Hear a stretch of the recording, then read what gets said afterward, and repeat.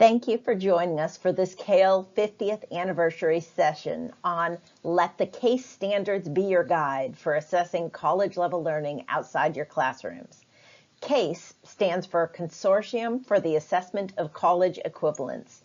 Each institution will introduce themselves, but it's important to note that reviews of non-collegiate instruction are just one of the CPL-PLA offerings available to learners at our institutions. We've all been at this for a long time, and the consortium was just another step toward continuous improvement.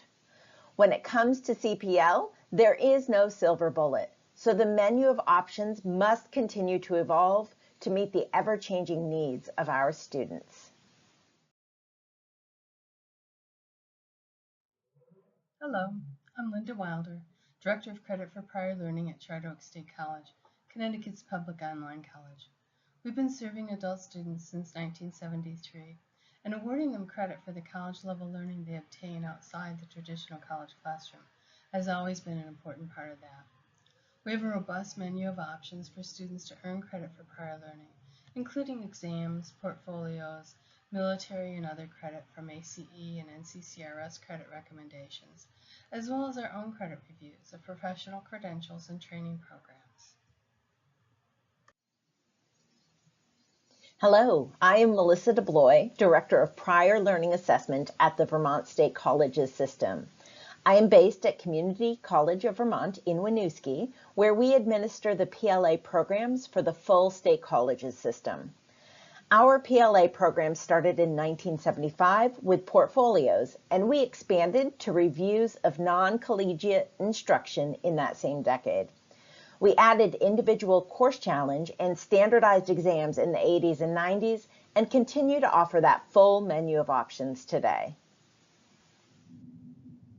Hi, I'm Carl Burkhart, Director of Professional Learning Evaluations at Empire State University, and with me is Tom McElroy, Executive Director of Prior Learning. SUNY Empire was founded in 1971 by the State University of New York.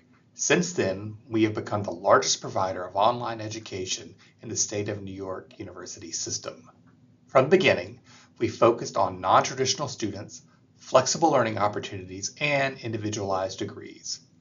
Prior learning has been a big part of that.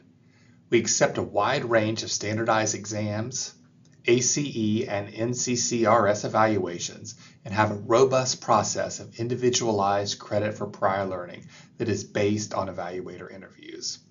We also conduct professional learning evaluations on training, licenses, certifications, and apprenticeships, which has brought us to the CACE partnership.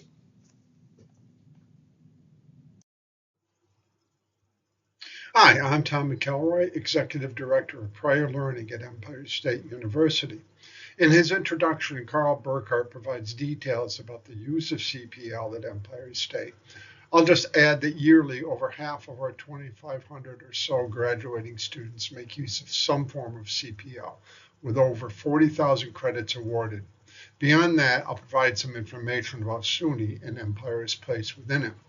The State University of New York system comprises 64 campuses ranging from 2-year community and technical colleges to 4-year and graduate level teaching colleges and universities to 4 large research universities. SUNY's collective annual headcount is around 370,000 students. SUNY awards 96,000 undergraduate and 17,000 master's and doctoral degrees annually. Empire State University comprises 14 sites across New York State and 7 international locations.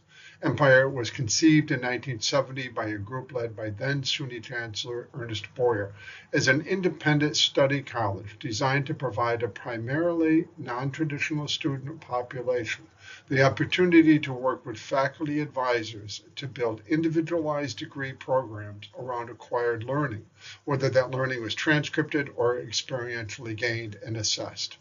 Empire began to offer distance education options in the 1980s and first offered online course and degree options in 1995.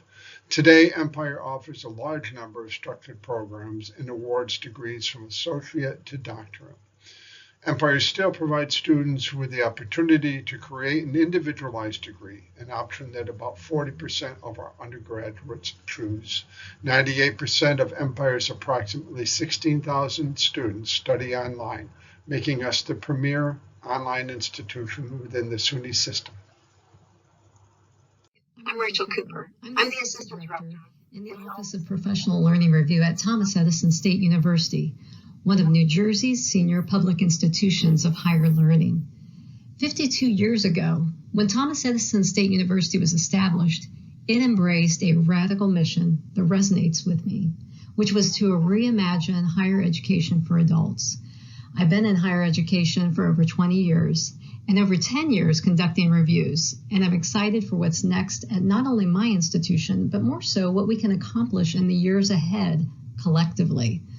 From the beginning, our institution, like other CACE member institutions, embraced new approaches to improve access and respond to the needs of working adults, emphasizing flexibility and recognizing that college-level learning could occur outside the classrooms.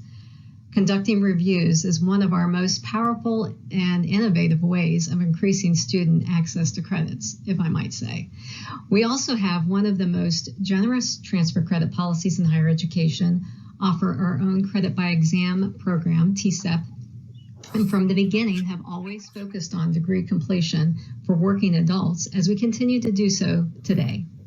Hello, my name is Heather Jeffrey, and I serve as the Director of Individualized Learning at the University of New Hampshire College of Professional Studies Online.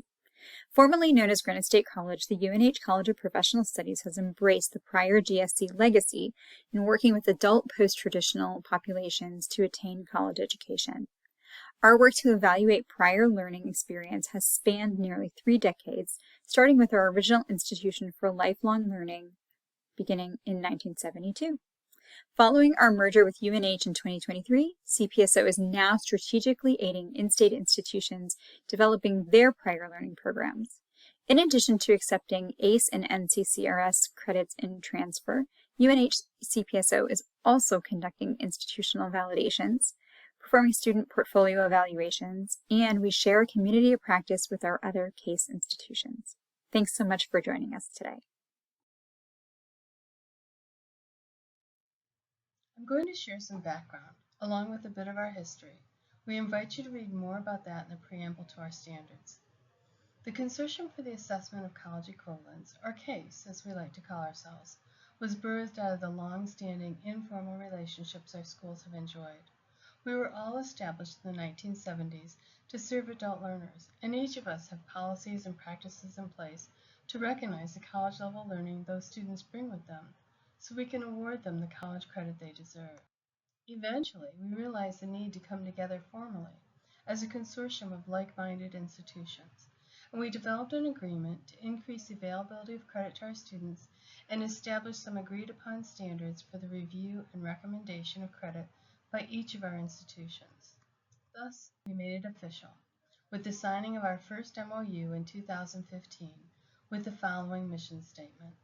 The Consortium for the Assessment of College Equivalents facilitates degree completion of adult learners by developing new pathways of cooperation among adult-centered colleges and universities regarding the reviews of college equivalent learning from organized structured learning experiences not sponsored for credit by an accredited college or university, including the promotion of rigorous common. We were concerned about variations in credit reviews and discrepancies in the resulting credit recommendations. We wanted to try to establish more consistency out of fairness both to students and to training organizations seeking evaluations. Basically, we wanted to prevent credit shopping. Of course, the credit recommendations may still vary somewhat amongst institutions due to differences in things such as academic policies, but we wanted to at least feel confident that the processes were comparable. We drafted our agreement to allow and facilitate the sharing of resources and information about our reviews while working toward establishing some common standards for those reviews. Although we knew that each of us followed sound practices and standards in conducting our credit reviews, like ACE and NCCRS, we weren't aware of any published standards, and we were concerned about transparency and consistency. Basically, we felt it was important to establish some common standards that could be published and shared. So we pooled our resources, came together for multiple working retreats, deliberations, and writing sessions, and eventually agreed upon the CACE standards for the assessment of non-collegiate instruction, or CACE standards, that we're presenting to you. Each of us also examined our own practices to see how we measured up against our new common standards, made adjustments as needed, and came back together to share our findings. Now we can each confidently point to the standards when needed for evidence of the validity of our reviews and the resulting credit recommendations. As you might imagine, the simple text you see on the screen took hours to arrive at. While we all had these roles and definitions, we called them a lot of different things, sometimes even within our own institutional processes.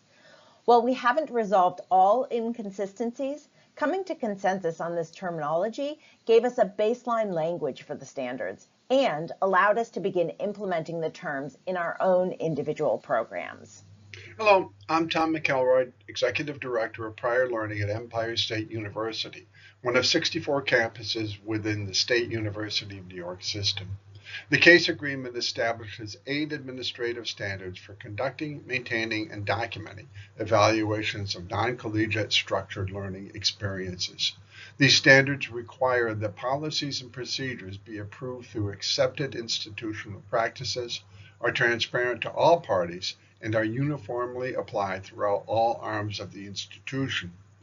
The CACE standards ensure that the evaluating institution conducts reviews using academically qualified experts, including internal faculty, as well as external faculty and experts when warranted. An institutional representative oversees the evaluation process to ensure compliance with established practices and policies. Evaluation findings must align with accreditation and governmental requirements and meet institutional academic expectations. The institution maintains a record of the resulting recommendations.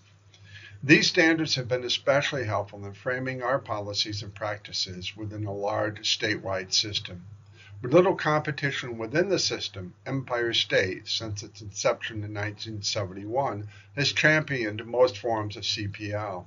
Now all SUNY institutions are considering CPL in light of a recent chancellor's directive that strongly encourages them to increase their usage and broaden the forms of CPL they accept.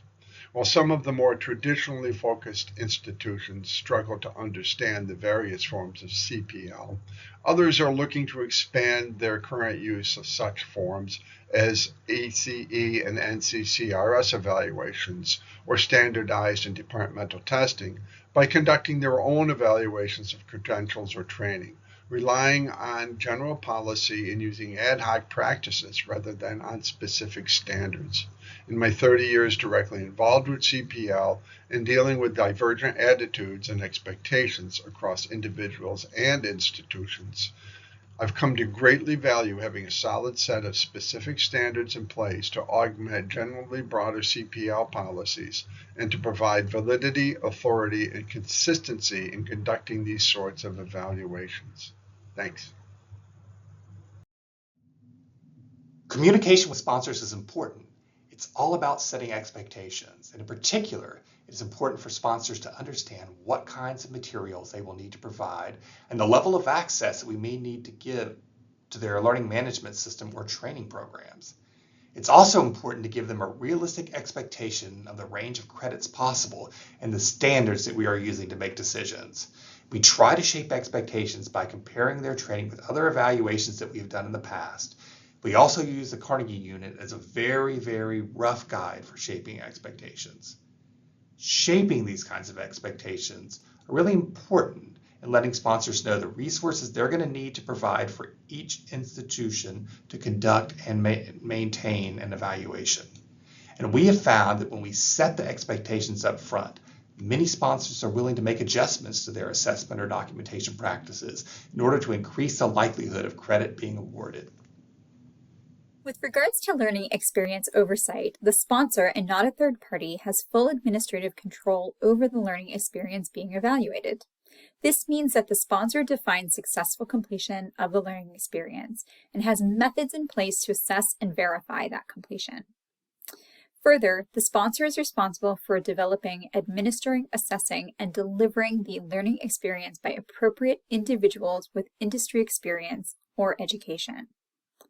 The sponsor is also responsible for keeping verifiable records of the evaluated learning experience for a minimum of 5 years, as well as conducting regular reviews of instructor performance and periodic reviews of curriculum. The final area of the CACE standards addresses components of a review. Now, as we've mentioned, having consistency and common language is important, and nothing highlights this more than when we talk about the results of a review. So if the learning experience does show college-level learning, how much credit is this worth? What level and what is the subject area for the credit award? Here's an example showing students what they can earn for UPS training on Edison's website. This is what we're all looking for, but I'll back up and explain more on this standard and how to get there. The evaluation of the learning experience is the work of the review team to determine. Typically, a team is made up of at least 2 SMEs. The review team is usually, they have expertise, and ideally have taught equivalent courses to what is found in the learning experiences. It's an out-of-box process for many, so onboarding the faculty to what is involved in identifying the right team is key. Are they CPL advocates? Do they support the concept of giving credit for learning outside the classroom?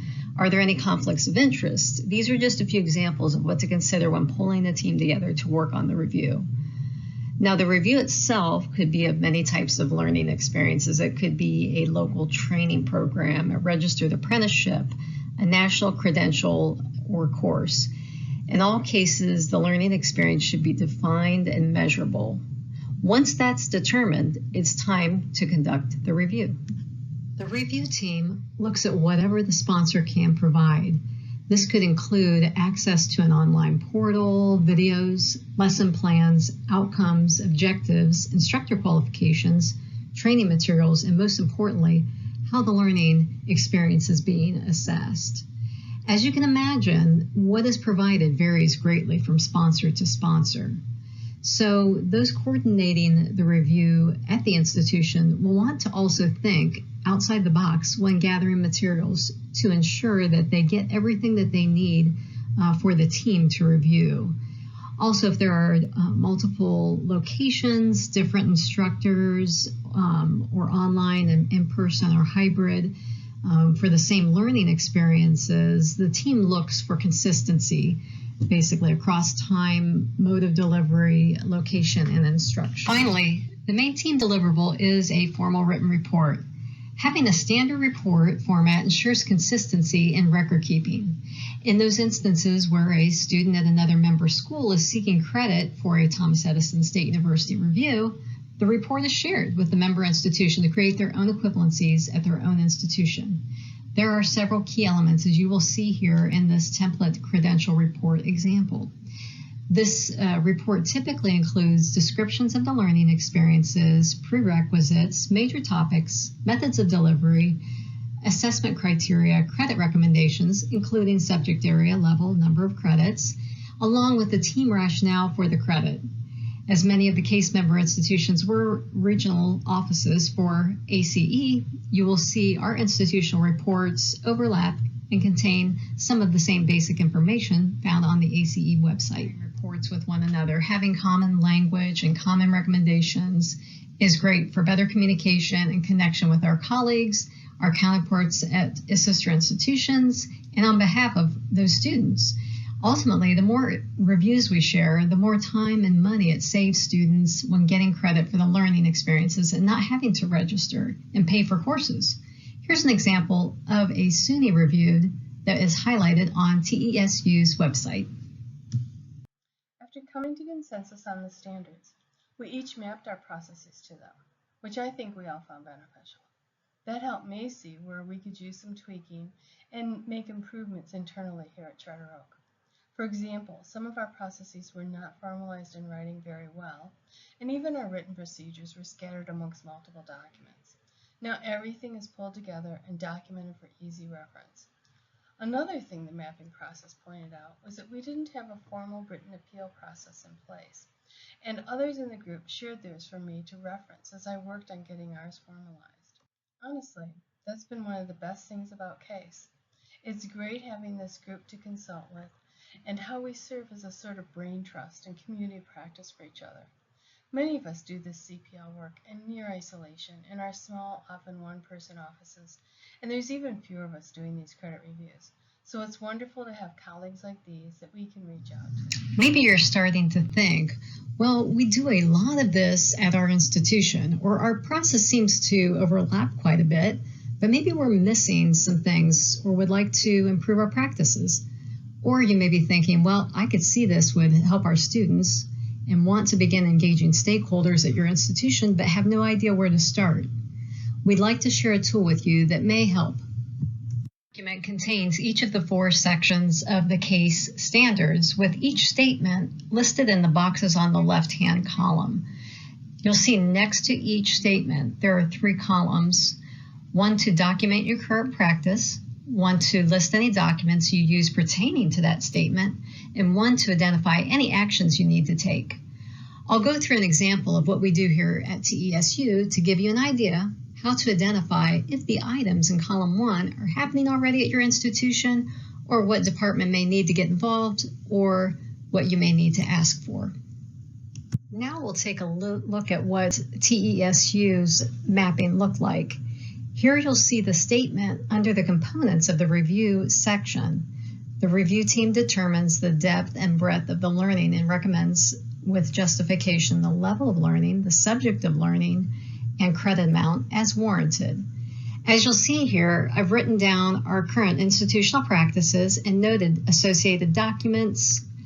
Here you'll see our university conducts a team orientation, uses a facilitator to guide the team discussion, and the rubric and report are the team deliverables, and so on. As you identify those gaps, column 4 gives you a roadmap of what's missing. As you can imagine, as leadership changes, procedures and practices may shift over time. Here at TSU, we're also looking back over these and tweaking these to stay nimble. As CASE members, we found value in having the CASE standards to go back to as a foundation and reference point, and hoping that you do too. And we're hoping that this map will help you guide the way. When I started my current position in 2002, the CACE standards were already in place, and at the time, I had nearly 20 years experience in adult education, but had never worked directly in credit for prior learning. So one of the first things that I was introduced to was the standards, and this helped me as a professional new to CPL in 2 ways. First, I was asked to create communication materials like PowerPoint slides and flyers for both new faculty and potential sponsors.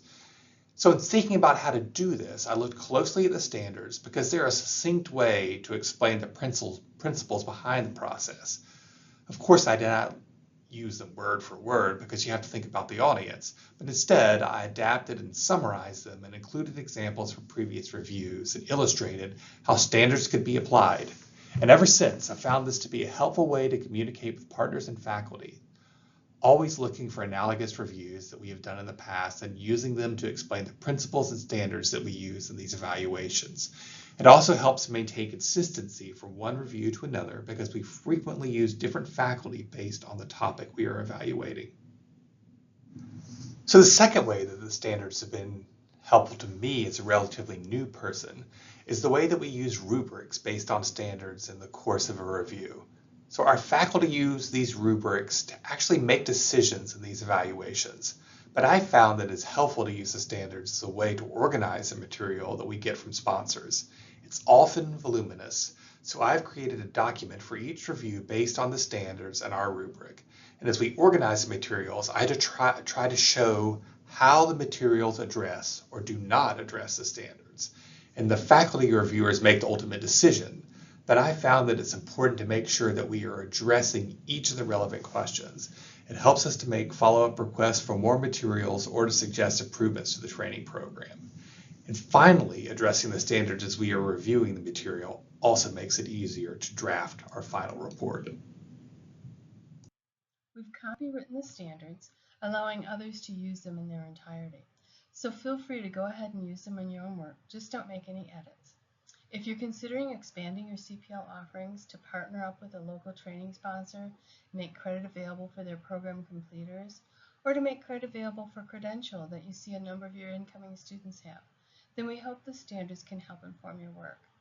If you're already doing this credit review work as part of your CPL programs and like what you're learning about the standards, we invite you to take your policies and procedures through the same review process we've done to map them to the standards. At TESU, we ask for 2 deliverables from the team. A formal written report, as I talked about earlier under the CACE standard, components of the review, and a review rubric, which I'll share here. The purpose of the rubric is to encourage substantive discussion with the team members and help them engage in a deeper dive into all aspects of the review elements. The rubrics are not specific to any organization, learning experience, course, program, or credential. The SMEs determine whether the elements of the learning experience outlined in the rubric are consistently evident in the documentation provided for the review. The completed rubric for each learning experience serves as the team's guide for determining whether successful completion establishes that college-level learning has occurred. There is a different version of the rubric for courses, programs, and credentials, and the same version of the level guide applies to each. These rubrics were developed jointly by 2 previous directors of our office. Completion of the rubrics has become a best practice at TESU. Thank you for viewing this on-demand presentation. As Linda mentioned at the beginning, the CACE group came together with common interest in helping adult students reach their goals. Many of those early conversations took place at our National Institute on the Assessment of Adult Learning at TESU. While no longer active, this conference held space for 29 years for those of us to think, play, dream, and plan how to serve the adult learning community best. The idea of CACE grew from the relationships and conversations and sharing that happened during those conferences somewhat. Our hope, as you are either watching this during the CALE conference or after, is that you too will join the conversation. Please reach out. We started here to rally everyone around standards that have helped each of our institutions to serve adult learners and acknowledge learning outside the classroom, and we hope that this has helped you as well. While National Institute is no longer, and our CACE group has also come to a place of transition, we are seeking to add new CACE members and redefine our direction, all while building on these CACE standards. How we best accomplish this, the future holds, but we are seeking out those who share our values and our vision. We'd love to hear any comments, questions, or ideas on ways you could see CACE expanding in the years to come and how you'd like to be a part. We already do this at our institution. Wonderful. We'd love to hear from you. There are a few ways you can connect and join the CACE movement. You can email us at the email that you see here, info@casereviews.org, with "We follow the CACE standards" in the subject line if you are already following the CACE standards and want to be a part. Or if you're just interested in staying in touch, feel free to reach out to info@casereviews.org with your interests or questions. Our hope is to continue to grow our efforts using common standards to connect institutions, increase communication, and to support one another in upholding the standards, building on each other's resources and best practices when possible. A win for institutions and a win for students.